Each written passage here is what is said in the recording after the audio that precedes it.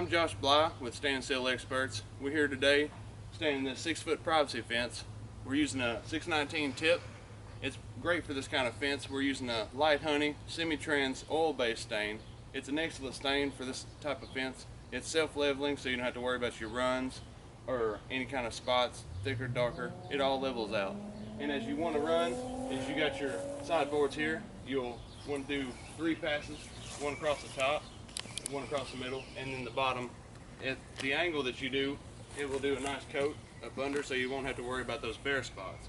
And then I like to come back through up and down, and when you do your vertical passes, you really got to be good with your trigger, and you want to let off, that way it cuts down on your overspray and you don't have to worry about cleaning as much.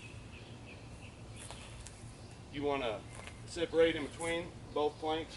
You'll run a pass in between the two, that way you get in between and you won't have those bare spots like everybody tends to have. And that's because everybody has that habit of running up one plank and back down the other.